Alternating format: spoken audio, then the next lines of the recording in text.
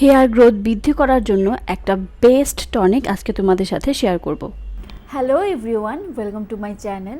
আমি Momo from my YouTube channel Beauty Mapping by momo.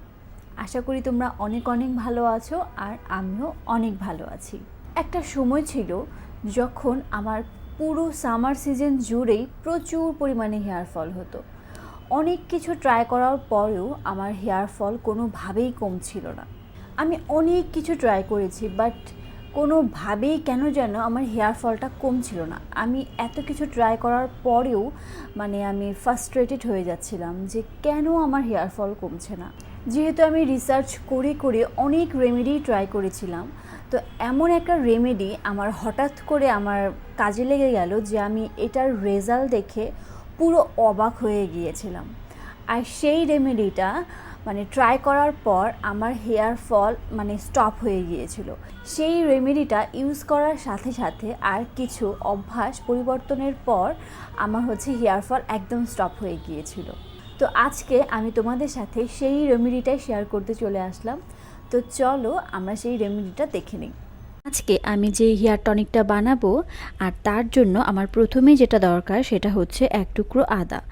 এখানে অনেকখানি আদা আছে, আমার সম্পূর্ণটুকু লাগবে না, আমি পরে দেখিয়ে দিব যে আমার কতটুকু লাগছে। এরপর আমাদের সেকেন্ড ইনগ্রিডিয়েন্ট যেটা লাগবে সেটা হচ্ছে সিনামন, মানে দারচিনি। এই দারুচিনি কিন্তু আমাদের হেয়ারের জন্য অনেক অনেক উপকারী। তারপর আমাদের থার্ড যে ইনগ্রিডিয়েন্ট লাগছে সেটা হচ্ছে মেথি। মেথি আমাদের হেয়ারের জন্য একটা ম্যাজিক্যাল ইনগ্রিডিয়েন্ট, এটা আমরা অনেকেই জানি।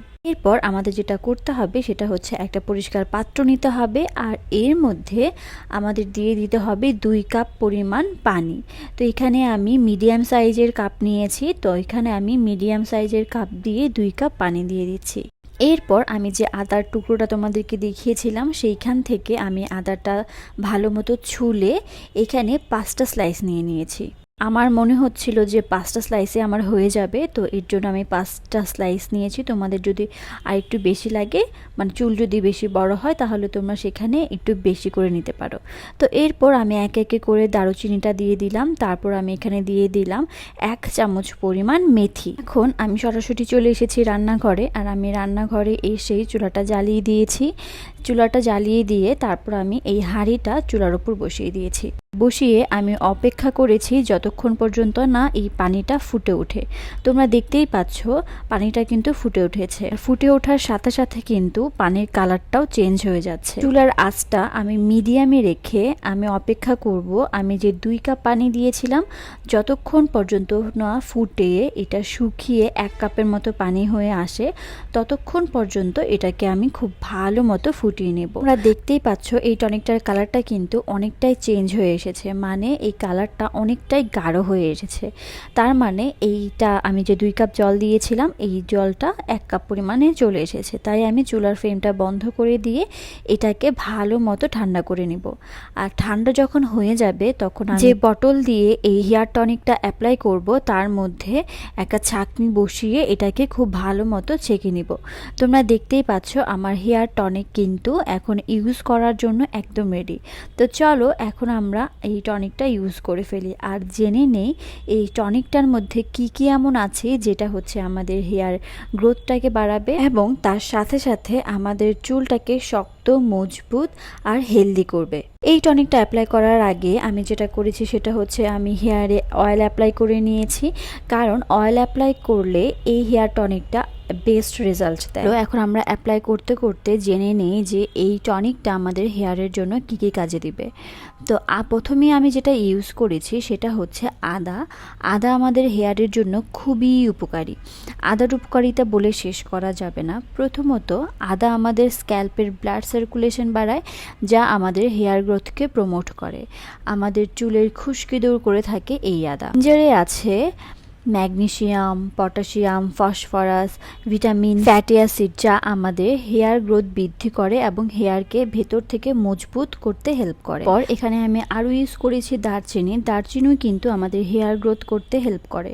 দারচিনির আসলে অনেক গুণ রয়েছে। এটা আমাদের ড্যান্ড্রফ দূর করে, চুলের যে ডালনেস আছে সেটাকে দূর করে চুলকে ঝলমলে আর সতেজ রাখে। দারচিনি আমাদের স্ক্যাল্পের ব্লাড সার্কুলেশন বৃদ্ধি করে।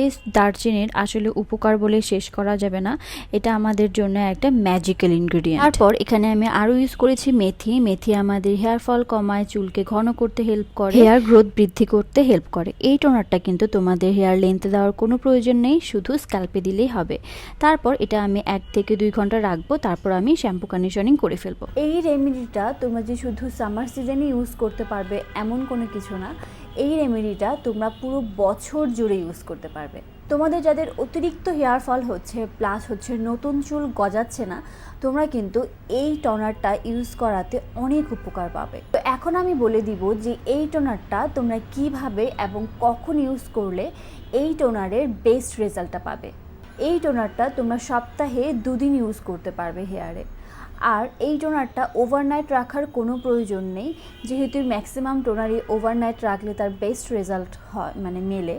বাট এই টোনারটা তোমরা যদি ওভারনাইট রাখো তাহলে তোমাদের বেস্ট রেজাল্ট মিলবে না, বরং আরও তোমাদের হেয়ার ফলটা বেশি হতে পারে। যেহেতু এখানে আমি আদা ইউজ করেছি, আর আদা কিন্তু অনেক স্ট্রং একটা ইনগ্রিডিয়েন্ট, যেটা তোমাদের ওভারনাইট হেয়ারে রাখলে আরও এটা হিতে বিপরীত হতে পারে, তোমাদের হেয়ার ফল আরও বেড়ে যেতে পারে। তাই তোমরা এটা হেয়ারে দেওয়ার পর 2-3 ঘন্টা রাখলেই এনাফ, এটার বেস্ট রেজাল্ট তোমরা পাবে। যাদের অ্যালার্জিক রিয়েকশন আছে তারা কিন্তু অবশ্যই এই টোনারটা ইউজ করার আগে প্যাচ টেস্ট করতে ভুলবে না।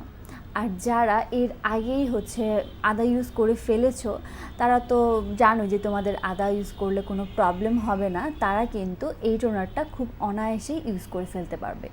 এই টোনারটা যদি তোমরা নিয়ম মেনে 2 মাস ইউজ করো, তাহলে কিন্তু তোমরা একটা হিউজ পার্থক্য তোমাদের হেয়ারে দেখতে পারবে, তোমাদের হেয়ার ফল অনেকটাই কমে যাবে।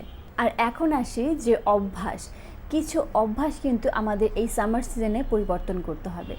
আমার হেয়ার যখন অনেক বড় ছিল, এখন তো আমি কেটে ফেলেছি, যখন অনেক বড় ছিল তখন আমি এত গরমের মধ্যে হেয়ারটা আসলে খুলে রাখতে পারতাম না। সো আমি দেখা যেত যে ম্যাক্সিমাম সময়ই আমার হেয়ারটা আমি উঁচু করে বেঁধে রাখতাম, আর যার ফলে কি হতো, আমার যে স্ক্যাল্পে ঘাম জমে যেত, আর যেটা আমি না শুকিয়েই ঘুমিয়ে পড়তাম, আর যার ফলে আমার হেয়ার ফল এক্সট্রিম পর্যায়ে বেড়ে গিয়েছিল। সো এই সামার সিজনে কিন্তু এই প্রবলেমটা ম্যাক্সিমাম মেয়েদেরই হয়ে থাকে, মানে যাদের চুল বড়, আবার অনেকের চুল ছোটও আছে, যে যাদের চুল ছোট এরপরও চুলে প্রচুর পরিমাণে ঘাম হয়। তোমরা কিন্তু যাদের ঘাম অনেক বেশি হয়, তোমরা কিন্তু অবশ্যই চুলটা শুকিয়ে তারপর ঘুমানোর চেষ্টা করবে, তা না হলে কিন্তু হেয়ার ফল এক্সট্রিম পর্যায়ে বেড়ে যেতে পারে। সেকেন্ড ব্যাড হ্যাবিট, সেটা হচ্ছে অয়েল অ্যাপ্লাই না করা। অনেকেই আমরা এই গরমের সিজনে হেয়ারে অয়েল অ্যাপ্লাই করতে চাই না, তার কারণ হচ্ছে এই গরমের মধ্যে হেয়ারে অয়েল অ্যাপ্লাই করলে অনেক বেশি খিতখিতে লাগে, আর হচ্ছে প্রচুর পরিমাণে গরম লাগে, আর যার কারণে আমরা হচ্ছে অনেকেই এই হেয়ারে অয়েল অ্যাপ্লাই করা থেকে বিরত থাকি। বাট সেটা কিন্তু একদমই করা যাবে না, তার কারণ হচ্ছে অয়েল অ্যাপ্লাই না করলে অনেক বেশি হেয়ার ফল হয়, আর হেয়ার কিন্তু রুক্ষ শুষ্ক হয়ে যায়। তাই অবশ্যই তোমাদের এই গরমের সিজনেও সপ্তাহে 2 দিন হেয়ারে কিন্তু অয়েলটা অ্যাপ্লাই করতেই হবে।